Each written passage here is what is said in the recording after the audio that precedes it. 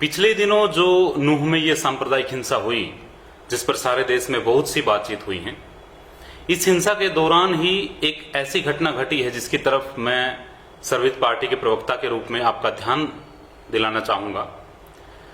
नूह के पास ही एक गांव है भादस, और भादस में एक गुरुकुल है जिसको हम भादस गुरुकुल कहते हैं। उस गुरुकुल में कुछ 20-30 छात्र पढ़ते हैं, वहां एक आचार्य कुछ पढ़ाते हैं।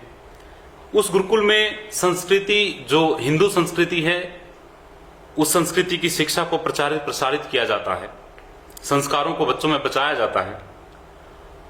उस गुरुकुल पर उसी दिन की वहां जो मुख्य घटना से आकर उन्हीं दंगाइयों ने उस गुरुकुल को भी जलाने की कोशिश की, 200-250 संख्या में आकर।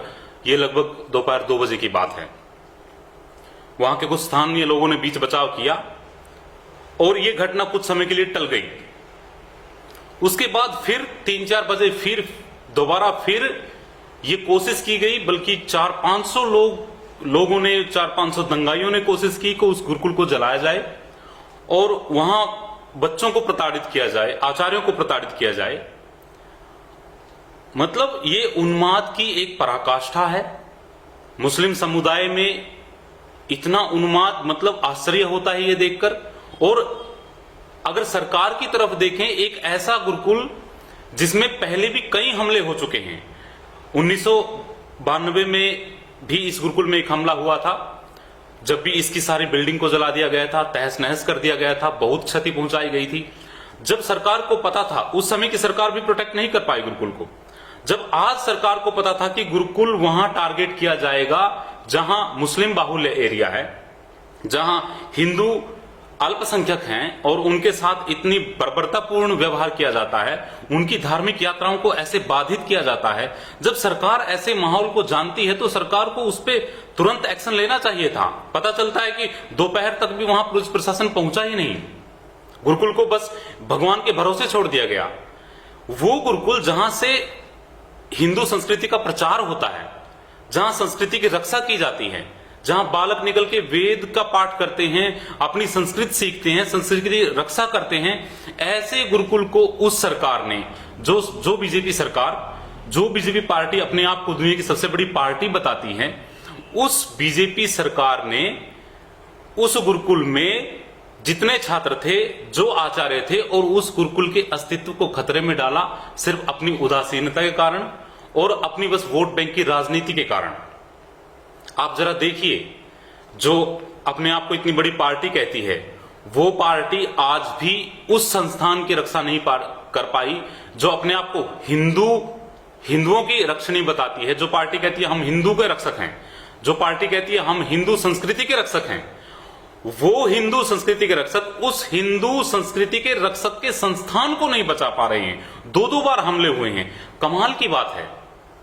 वो सरकार जहां उसको तुरंत एक्शन से ये कह देना चाहिए था कि इस गुरुकुल पर 3-3 बार हमले पहले भी हो चुके हैं, वहां पुलिस प्रोटेक्शन देनी चाहिए थी, वहां प्रोटेक्शन मांगने पर भी टाइम से प्रोटेक्शन नहीं पहुंच पाई है। इसका मतलब जो अपने आप को संस्कृति का रक्षक बताते हैं, हिंदुओं का रक्षक बताते हैं, उस सरकार को बहुत जल्दी समझ जाना चाहिए कि आप ये ढकोसला बहुत दिनों तक चलने वाला नहीं है, आप हिंदुओं के रक्षक नहीं हैं। और अजीब बात है कि वहां का मीडिया, मतलब जो इतना वामपंथी हो चुका है, जो प्रभावशाली मीडिया भी है, इतनी वामपंथी मानसिकता के साथ बात करता है कि अगर किसी मुस्लिम पर, जहां वो बाहुल्य में भी है, अगर वहां किसी पर अत्याचार हुआ है, किसी का शोषण हुआ है, तो वो दिखाते हैं कि अल्पसंख्यकों पर शोषण हुआ।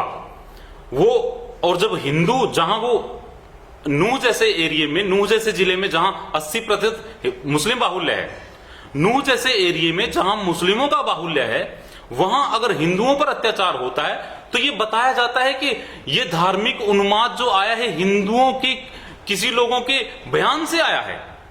मतलब आप कहना क्या चाहते हैं कि हिंदू अपनी कोई यात्रा या अपनी पूजा पद्धति कोई यात्रा निकाल ही नहीं सकता? आप क्यों कहने में ये शर्मा रहे हैं, क्यों कहने में ये डर है कि हाँ ये धार्मिक उन्माद है? अगर आप कोई यात्रा निकाल रहे हैं, उस यात्रा पर हमला अगर आप करते हैं और वो इस तरीके से करते हैं कि आपको ही पता नहीं कि कितने लोग मारे जाएंगे, कितने लोगों को आप सरेआम जला रहे हैं, आप सरेआम गोली चला रहे हैं, आपको ही पता नहीं कि आप ये उन्माद की पराकाष्ठा नहीं है और तो क्या है। और सरकार की ढील देखिए, मतलब वहां सैकड़ों लोगों ने अपील की है, सैकड़ों लोगों ने वीडियोस बनाई, सैकड़ों लोगों ने सरकार को मतलब वहां हाहाकार मचा, तब जाकर भी वहां समय से प्रोटेक्शन नहीं पहुंच पाई है। कितना बड़ा कोना है, एक छोटा सा कोना है मेवात, एक साइड में सरकार जानती है मुस्लिम बाहुल्य है, और वहां उन्माद इस स्तर पर है कि मैंने कई दोस्तों से, वहां हमारे पार्टी के कार्यकर्ताओं से मेरी बात हुई है कि जहां मुस्लिम बाहुल्य होता है, हिंदू लोग वहां से प्रस्थान करना शुरू करते हैं। वहां डर है। क्यों सरकार इस डर को निकाल नहीं पा रही है? क्यों वहां हिंदुओं की रक्षा नहीं कर पा रही है, जब अपने आप को हिंदुओं का ठेकेदार बताती है? मतलब अपने आप को तथाकथित हिंदुओं का रक्षक बताने वाली पार्टी, हमें नहीं, हम नहीं कहते कि आप हिंदू के रक्षक हैं, आप संस्कृति के रक्षक हैं। एक गुरुकुल जो प्राचीन काल से ही ये माना जाता है, संस्कृति का आधार माना जाता है, आप उसकी ही रक्षा नहीं कर पाए। अरे आप हिंदू की प्रेरणाओं के लिए हेलीकॉप्टर से फूल बरसा सकते हैं, तो क्या आप एक एरिया को हिंदुओं की रक्षा के लिए प्रोटेक्शन नहीं दे सकते?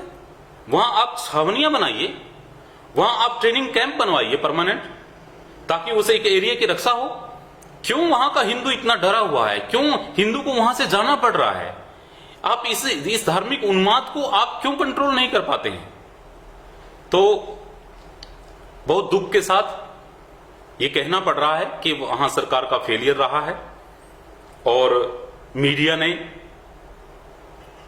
जो हमारा धर्म, जो हिंदू धर्म हमेशा से ही जो सहिष्णुता की प्रतिमूर्ति रहा है, वो उस धर्म पर एक इस तरह से उस धर्म का एक इंटरप्रिटेशन कर देना, एक ऐसा नैरेटिव बना देना कि वो हिंदुओं के ऐसी यात्राओं से ऐसी चीजें पनपी हैं, ये एक गलत दृष्टिकोण है।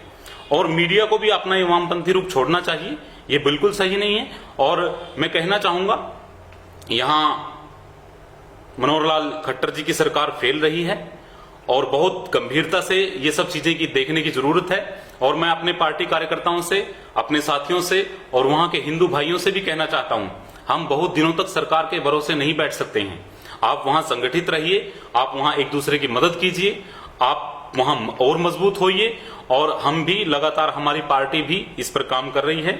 हम भी वहां एरिया में विशेष तौर पर आपसी भाईचारे और जागरूकता के लिए मुहिम चलाएंगे, और हम ये सारी कोशिशें करेंगे हमारे जागरूकता अभियान से कि हिंदू वहां संगठित रहे, मजबूत रहे और अपनी रक्षा खुद कर सके।